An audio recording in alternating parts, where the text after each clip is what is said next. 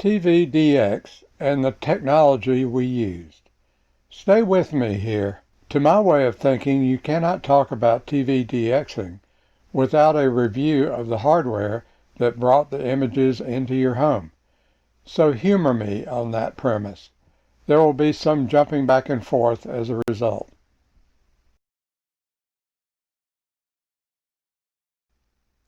The really big picture.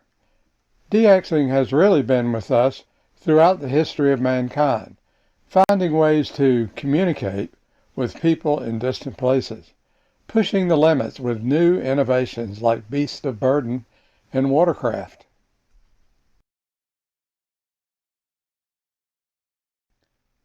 Fast forward X number of epochs to the wonders of electricity, a way to communicate in near real time through the wonders of the electric telegraph and telephone.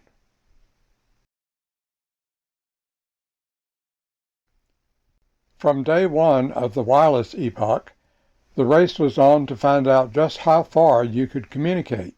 The business people were looking for how far reliable communication could be pushed, but the amateur experimenter soon became obsessed with thrills of catching even a brief whisper from as far away as possible.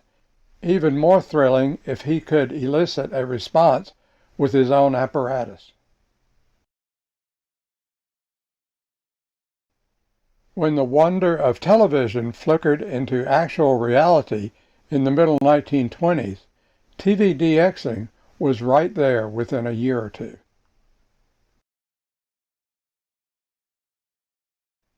The earliest working TV systems were electromechanical in nature, motor-driven optical scanning schemes sending the light of a tiny portion of the televised image to a single light-sensitive detector, i.e. photocell, or multiple photocells connected in parallel. The mechanical scanning resulted in images with resolutions of 24, 30, 45, or 60 lines, sent at a frame rate of typically 15 frames per second. These scan rates were low enough that the image signal could be transmitted over the audio frequency circuits of decent AM radio transmitters operating in the ordinary medium wave broadcast band, or just slightly above that band. Here is probably the first evidence of transatlantic television reception from the United Kingdom at Hartsdale, New York, as reported in the New York Times, February 9, 1928. John Logie Baird at left and his engineer Ben Clapp at Clapp Station 2KZ in Coulsdon, Greater London, operating on 45 meters, 6.6 megahertz. Surely this transmission reception was obtained by reflection off ionized gas layers very high in the atmosphere.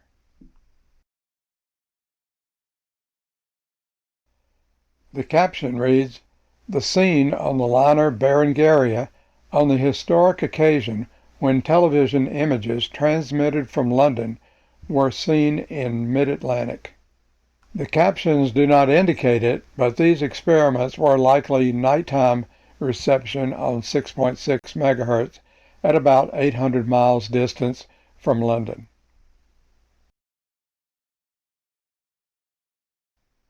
These experiments generated a lot of interest in the radio popular press, but not a lot of experimenters were motivated to build receiving equipment.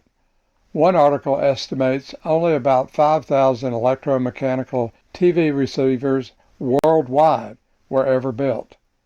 A few entrepreneurial businesses came forward to produce equipment for these mechanical scanning schemes.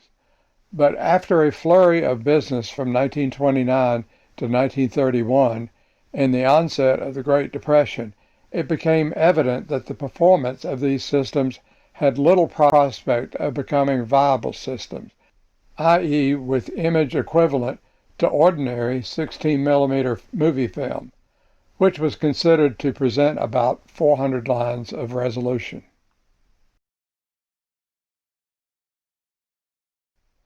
As a side note, there was even a good bit of investor fraud associated with mechanical television receiver schemes, sort of reminiscent of the Lee DeForest and Abraham White stock shenanigans and many other schemers of the 1902 to 1912 wireless telegraph era. In the late 1920s, groups of engineers throughout the world were beginning to think that all electronic means of television could indeed be developed to eventually provide acceptable resolution, but to do so would require video bandwidths of 3 to 6 megahertz, transmitted at frequencies above 40 megahertz. Levels of funding to advance the technology were minimal until the mid-1930s. The Radio Corporation of America, RCA, and its chairman, David Sarnoff, are credited with showing the largest financial investments in the technology. British and German activities of the day were indeed significant, but really not very close to the same investment level. Reliable transmission at such frequencies were generally thought limited to line of sight between the transmitter antenna and receiving antenna. For example, the antennas on the top of the Empire State Building could be reliably seen by a 30-foot high, above sea level, receiving antenna 50 to 60 miles away. Radio amateurs were exploring these frequencies as well and were becoming aware of the exploitation of the Kennelly heaviside layer, layers of the atmosphere 55 to 95 miles high that can become highly ionized and sometimes effectively reflect high-frequency radio transmissions. Circa 1935, 5-meter amateur radio operations are being reported in QST magazine, along with extensive articles by Ross Hull on VHF equipment design. Late in that decade, you see reports of amateurs hearing the raspy sounds of television signals hundreds to 1,000 or more miles past the local horizon.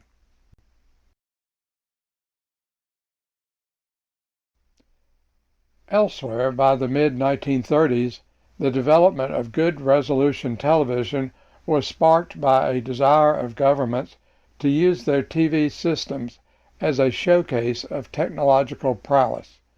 Working systems were a Nazi highlight of the 1936 Olympics, and the BBC established the world's first scheduled broadcast TV service in high resolution in November 1936. By the end of the decade, there were working systems also in Italy, Holland, France, and the USSR. London, 1936, using equipment designed by EMI. Milan, 1939, probably German Fernseh cameras.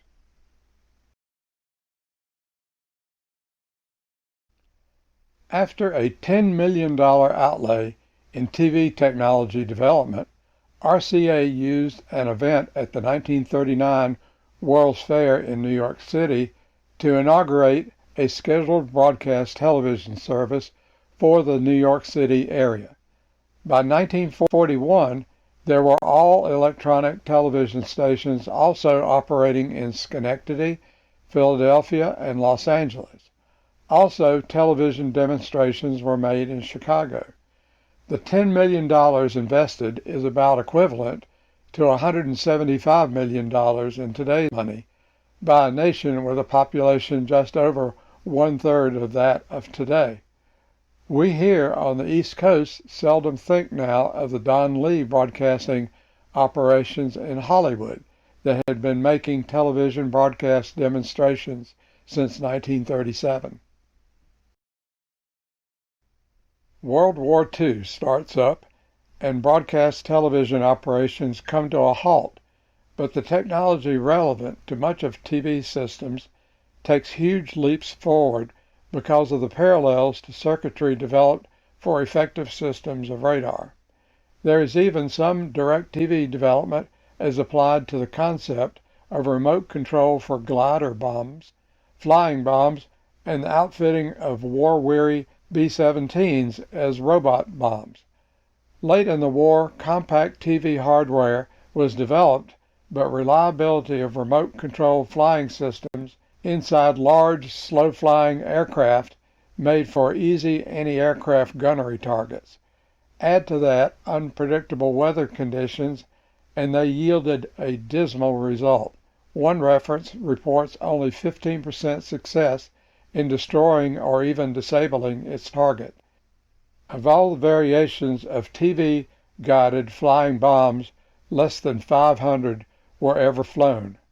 Quite a few of these TV systems were available as war surplus for amateurs to play with. As the war begins to turn in favor of the Allies, corporations that had employed millions in the production of electronic equipment for the military started to think about what would happen as military contracts would inevitably dry up, and the restart of television broadcasting was certainly on everyone's mind. The RCA, which had yet to turn a profit from broadcast television technology, took a gamble. They would concentrate on designing and building all elements of the broadcast side, from cameras to control rooms to transmitters, your one-stop shop to get on the air with TV. They would build television broadcast receivers as well, but did not want to invest in manufacturing facilities to the extent anticipated to capture all the public demand for television.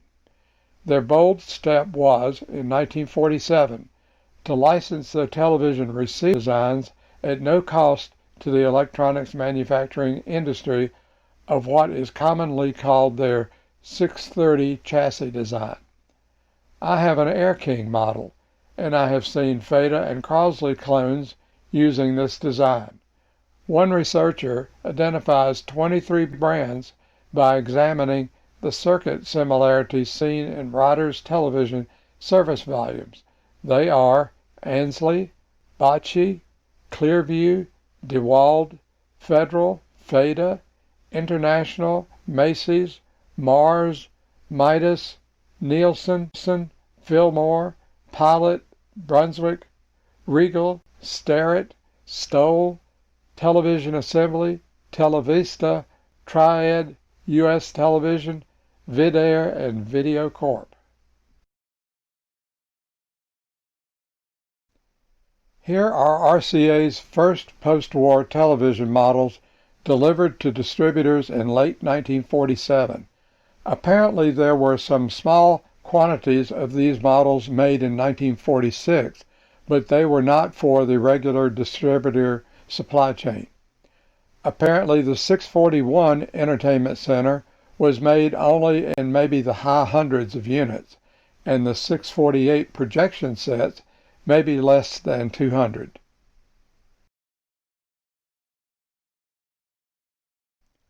Clones or variants of the RCA receiver designs were in the marketplace well into the 1950s.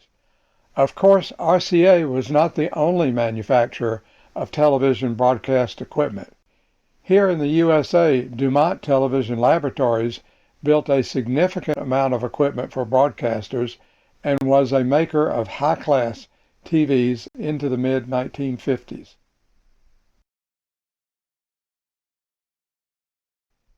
Here is a January 1949 snapshot from Radio and Television Retailing magazine of the U.S. television industry. Can you imagine there were 78 TV set makers or 69 makers of antennas? By the mid-1950s, there was a lot of industry consolidation and many simply exiting the TV set manufacturing market. I suspect that many of these smaller manufacturers simply could not build effective distributor and retailer operations for their goods, regardless of how well they performed.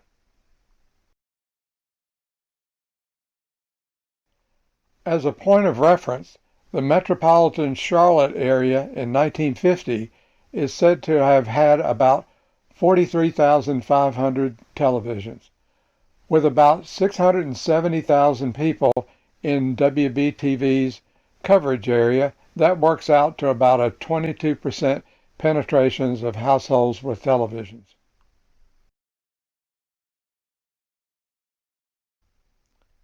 In 1948, after licensing 100 stations, the FCC orders a freeze in new licenses. These were your USA DX choices until late 1952. We don't have enough time to talk about these separate images. At some point, you will be able to download an annotated version of this presentation if you care to.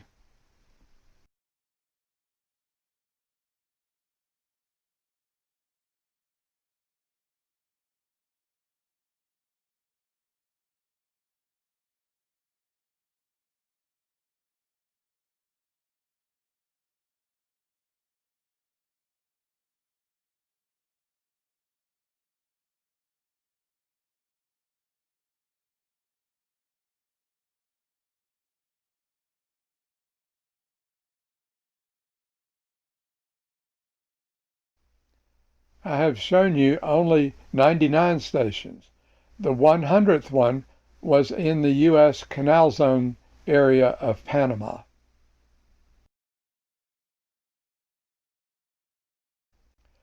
The 1948 freeze on new television station construction was lifted in April 1952, and RCA certainly had captured the lion's share of the TV broadcaster market. So let us consider some of the hardware necessary for ordinary TV reception that also brought us those exciting TV DX opportunities. You need an outside antenna, and if you are into DX, you need a rotor. Prior to 1953, all transmissions in the USA were on VHF between 54 and 88 megahertz for the low band and 174 to 216 megahertz for the high band. Antennas were variations of dipole elements with reflectors and directors to modify their active lobes. In North America, antennas were horizontally polarized. In the UK and Europe, vertical polarization was initially used for many years. Fan antennas for broadband VHF and higher gain Yagi antennas for high and low band VHF. From 1958, the log periodic antenna performed better for DX. When UHF television frequencies were added in 1953 in America, broadband bow tie antennas in double or quad arrays became necessary. So here we see on the left one of the most common antenna forms for VHF work in urban centers of the USA. And on the right is a neat shot of UK TV antennas with vertical polarization prior to about 1960. But in the US, there were plenty of folks living in fringe areas, and they wanted more.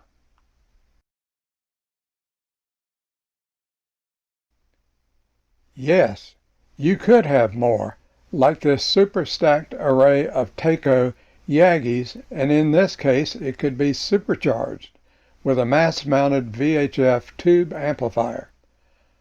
I was filled with complete lust for a swing-over tower like this telearray, but nothing doing on my family's rental property of the day.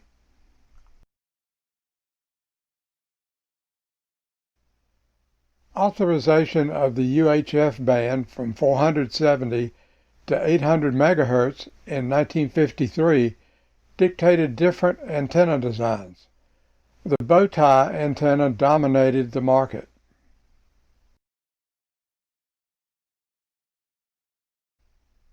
This March 1957 issue of Popular Science magazine has 5 pages on antennas from little urban conicals to serious skyhooks.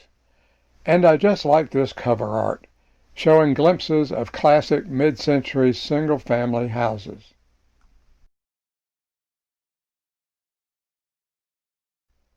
By the mid-1970s, you could get tri-band, long boom, and I mean 8 feet to 11 feet long antennas like this. This cartoon reminds me of the too many times I was on a ladder or a steep roof just about to make a really stupid move with potentially serious consequences.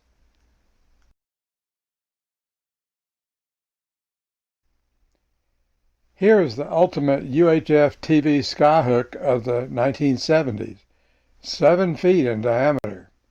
HD TV DXers are said to covet these today because the parabolic reflector is supposed to suppress multipath pickup.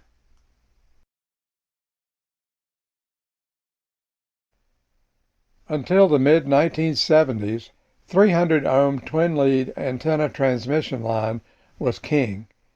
It matched closely to dipole antenna designs of the day. The line had to be kept away from metallic surfaces. Living in an old rental house as we did, my dad was really uneasy about my screwing the standoffs into the roofing, causing a leak. Driving lightning rods into our brick-like orange clay soil was really difficult.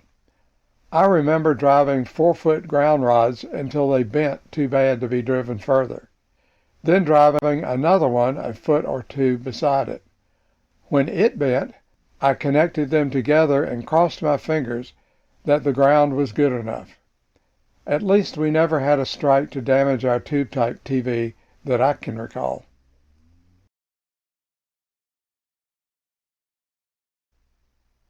The Allied, Lafayette, Olson, etc. mail-order parts catalogs of the 1950s through the 1970s were filled with a considerable number of pages devoted to all the supplies a do-it-yourselfer could possibly need to make and maintain your TV installation.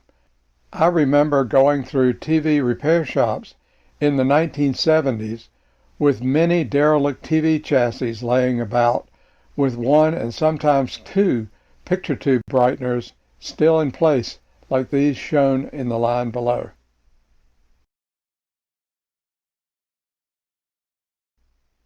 Signal boosters between the antenna and TV tuner could help sometimes, but many did not appreciate that amplifiers added their own noise to some degree. The net result was that the true usable signal boost was often considerably lower than the advertiser's promises. Mass-mounted boosters were uncommon for the residential market in the vacuum tube era. When transistor amplifiers became available in the late 1960s, that market expanded rapidly.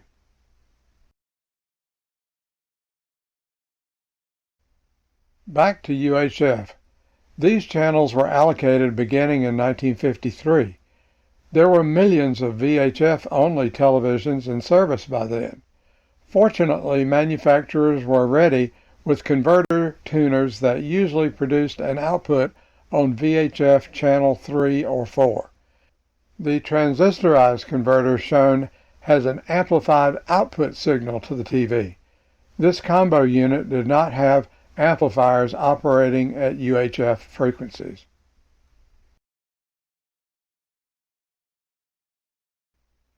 Real DXers need rotors. An early entrant into the business were the products of Alliance Manufacturing Company, Alliance, Ohio, and with upgrades to their inside controller, they were an industry leader for over 30 years.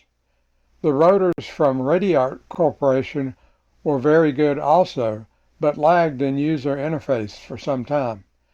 They were rugged but pricey and would soon become a favorite of radio amateurs. Then there were other makers in the 40s and early 50s that were just low-performance flops.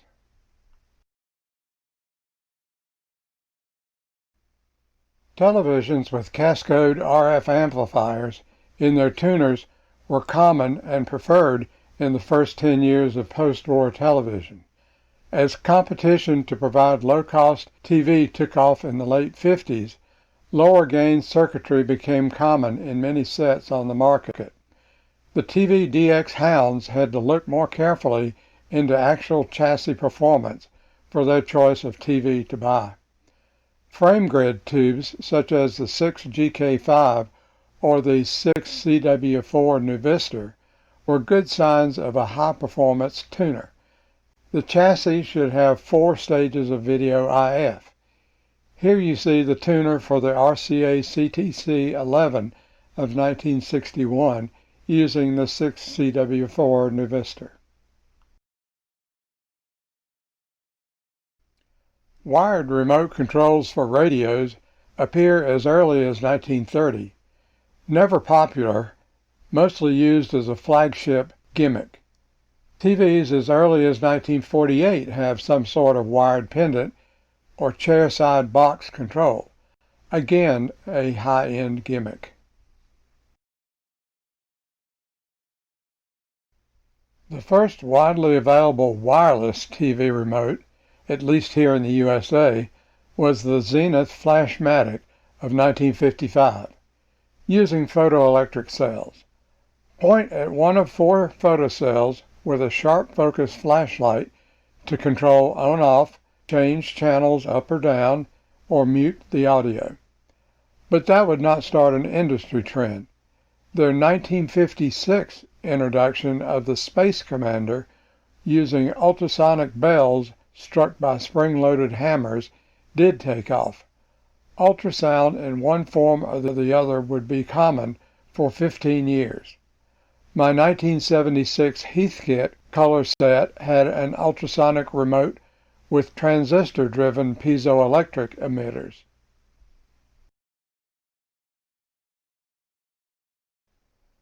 My family's first TV was a 1952 General Electric bought in 1953 from the International Harvester Corporation dealership in Monroe, North Carolina.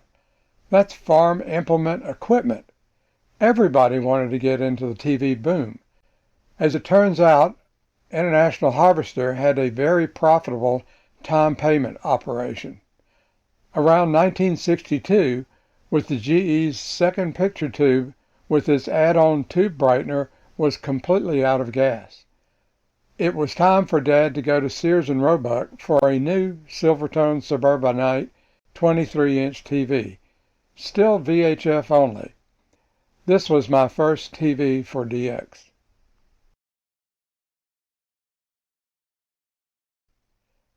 And oh yeah, then there was color. Mechanical scanning color TV experiments were done by John Logie Baird in 1928 and at Bell Labs in 1929. The first all-electronic two-color 600-line resolution reproduction was done by John Logie Baird in 1940. A field sequential system using rotating color filters over a monochrome screen and not compatible with existing monochrome television standards was first demonstrated by Peter Goldmark about the same time. And from 1941, CBS Broadcasting helped to fund his television system development. Right after the war, there was a race between CBS and RCA to get their broadcast standards adopted, and surprisingly, CBS won FCC approval in 1951. But the RCA forces and its allies would not give up. Alan Dumont commissioned this working color filter wheel for his company's flagship Sovereign 30-inch TV to mock the CBS system.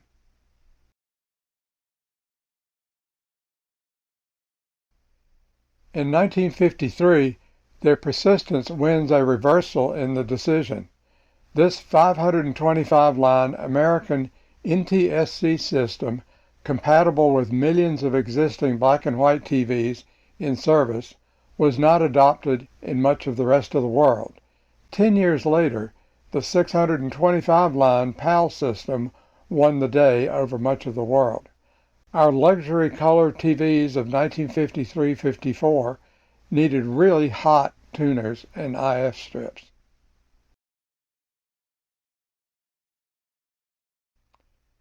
The first color set I watched was a 1959 RCA owned by my dad's best friend. We would go to their house every other Saturday night to watch Disney's Wonderful World of Color and Bonanza. Ironic in the fact that this gadget freak friend of my dad's, was profoundly colorblind.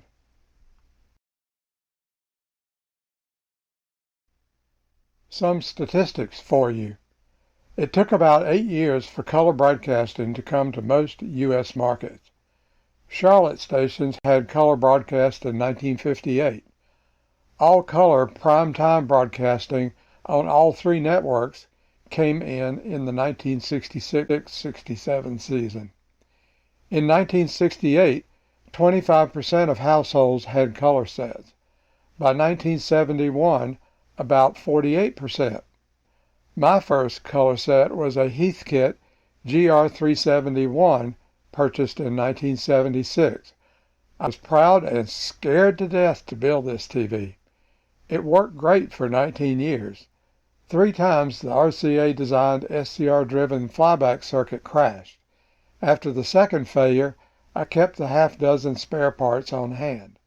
At 19 years, the picture was still great on very strong stations, but snow was creeping into every other regular channel. The problem seemed to be in the video IF, but I could not find a smoking gun fix. And the annual convergence ritual and demagnetization of the shadow mask was an annoyance, so I finally bought a 27-inch Sony.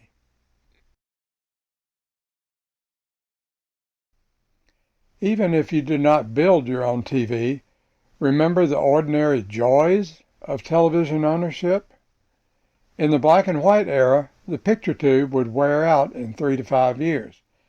It was not uncommon to call the TV repairman to your home every 1 or 2 years to check the tubes and clean the controls or lug your TV to the shop, a big deal when it was one of those hefty consoles. Today, if it's on the fritz and the warranty has expired, most folks think you pretty much need to just scrap it.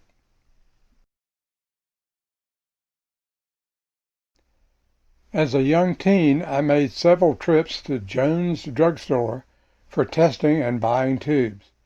That is probably where I began to appreciate that other things in the set might be killing tubes prematurely. I was also probably too naive to think that the off-brand tubes they sold might be substandard. Later, I was happy to go to my town's brand new Radio Shack to get their lifetime warranty tubes. A favorite cartoonist of mine, Dave Harbaugh, was seen in a number of electronics hobby magazines of the day, although that was not what he was known for in general.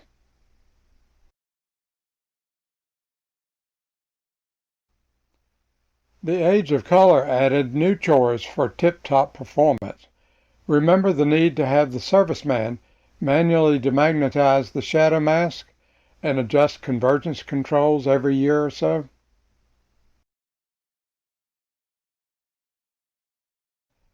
When and what were TVDXers seeing in their first thrilling distant vision? As mentioned, VHF amateurs in the late 1930s were first hearing TVDX as a raspy sound from their speakers or headphones. With sharp tuning, they could hear bits of AM modulated sound channel as well. This was especially important for transoceanic reception verification where actual TV signals were incompatible with USA standards. On YouTube, there is a video from 1938 of TVDX filmed by RCA engineers in the New York City area of a 405-line transmission from Alexandria Palace Studios of the BBC in London. After World War II, following amateur radio activity on 6 meters was always a helpful clue to start hunting for TV and FM DX.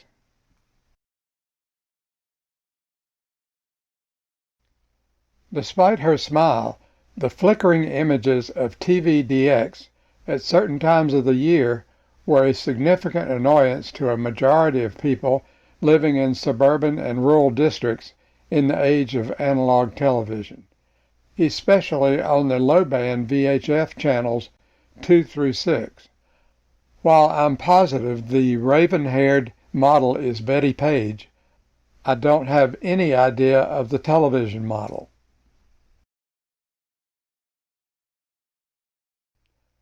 How did they report their findings? Popular radio and television magazines began to have TV DX articles and soon regular columns on the subject. Here we could find out about astounding DX achievements and understanding of some of the physical phenomena making these fleeting long-distance signals possible.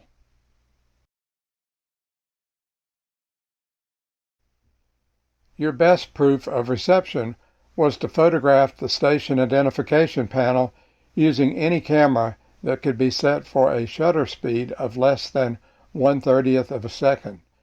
On the left is my Grandpa Lozier's circa World War I Kodak autograph camera for size 1/16 film that I could easily modify to take more available size 120 film. On the right is my Argus C3 35mm film camera of 1939 vintage that I bought at an estate auction in about 1965 for I think about $20.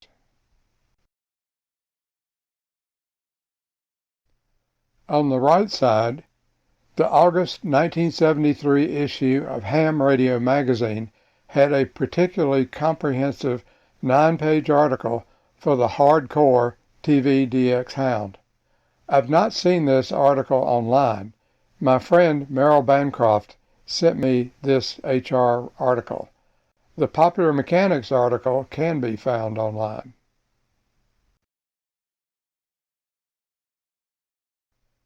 They are pretty scarce, but there are indeed QSL cards and letters sent out by television stations even in the earliest days of mechanical scanning technology. I found this TV reception report online by James Millen, dated 1928. While going through some pictures being prepared for a talk by Greg Gore on James Millen, I spotted this picture, which I think, in all probability, was the receiver outfit he was using.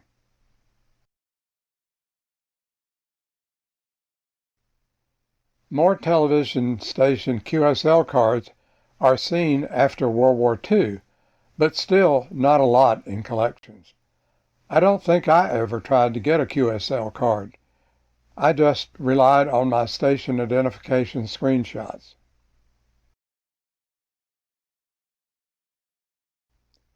It's pretty obvious to me that these cards were just about 100% initiated by station engineers that were completely familiar with what the hams had been doing for 20 or more years, although the art was probably cranked out by a commercial artist working on retainer for the station advertising program and studio graphics needs.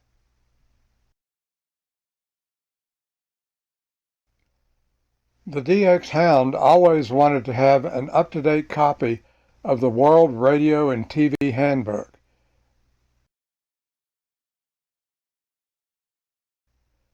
There were a few small TV FM DX clubs decades ago publishing some sort of bi-monthly or quarterly mimeograph or xerograph newsletter.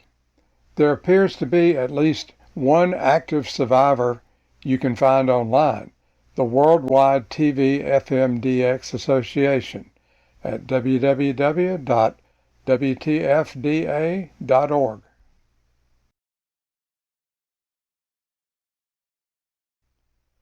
Here are the antennas I used.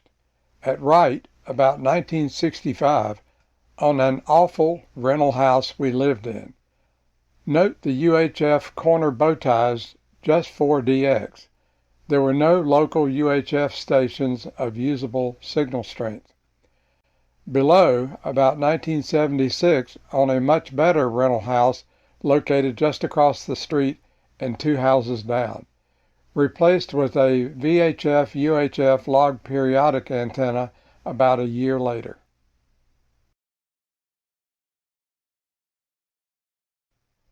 My total over the years hit about 140 stations. One article said that the average TV DX hound claimed about 150 stations. The 1958 champions claimed over 300 stations. My personal best distance was Boise, Idaho at 1,982 miles, according to the freemaptools.com webpage called How Far Is It Between?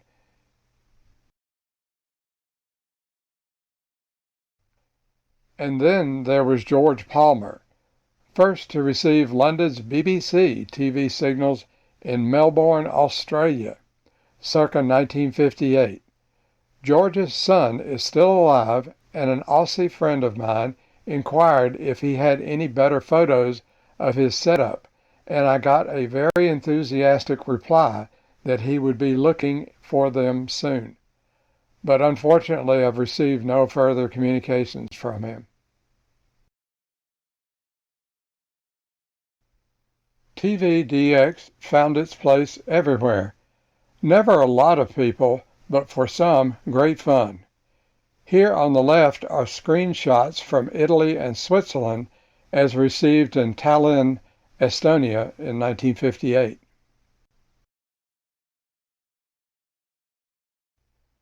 The 11-year sunspot cycle.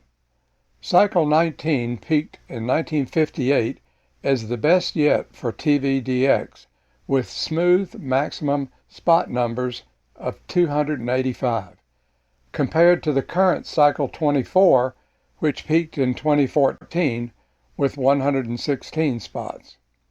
The magnetic fields, which cause all this, are thought to be generated deep in the sun and actually have a 22-year cycle, with the polarity of the magnetism reversing every 11 years.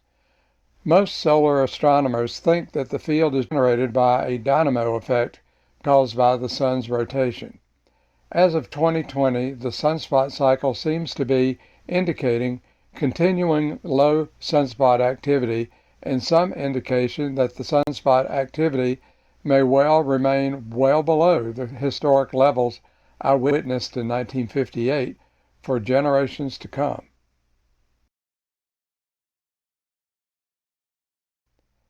So here are some shots taken off my 1962 Silvertone in 1964 to 1968.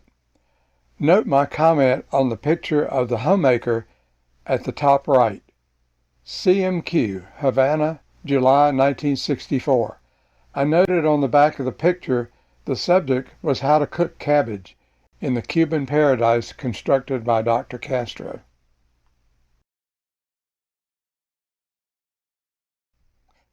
My circa 1962 Silvertone 23-inch black and white TV setup, circa 1964, with a brand new blonder tongue UHF converter and the Alliance tenor salvaged from a burned house being torn down. The rotor worked fine for another 25 years.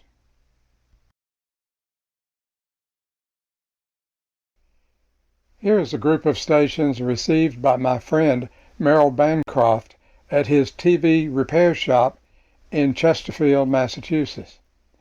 The shop was at a 1,400-foot elevation with low horizon, and with his top-of-the-line antennas could get the New York City stations very well, and sometimes even the Philadelphia stations. He also reports frequent UHF TV reception, presumed to be via tropospheric scattering.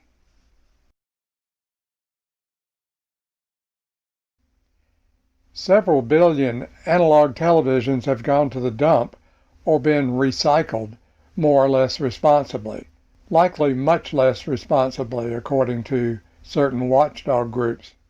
In the USA, the conversion to digital, made mandatory by June 2009, was made more acceptable by the availability of digital to analog converters, costing about $40 each, with a subsidy from the federal government.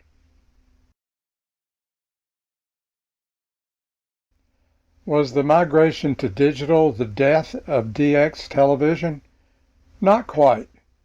You can find videos on YouTube that attest to that, but new strategies are required.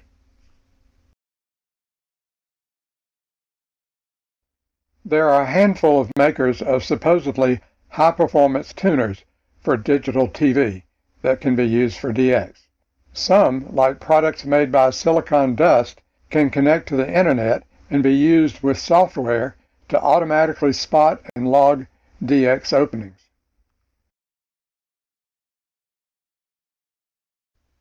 Here is one example from rabbitears.info showing signals received at a particular location in the last 24 hours. At the bottom right, this map shows a cumulative map of signals received at a particular location.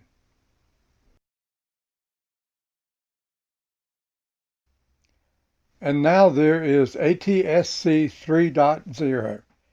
It is reported as being potentially something of a boon for the digital TV DXer because of the ability of the software to display lower resolution down to 480p if the signals are not strong enough for 1080 HD or 4K Ultra HD. It still won't be as easy as pulling out snowy analog video to bag another long-distance claim, I don't imagine.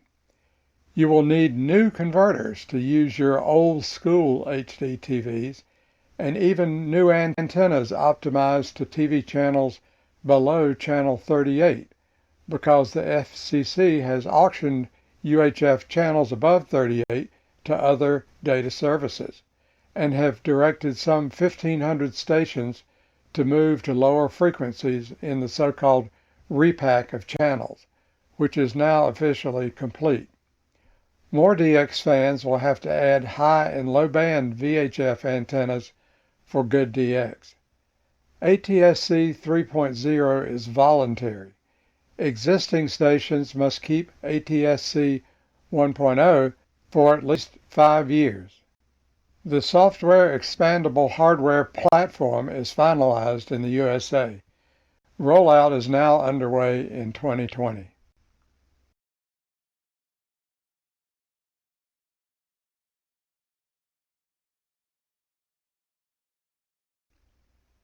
So stay tuned. This could get interesting. You can download an annotated version of this presentation in PDF format at the following links.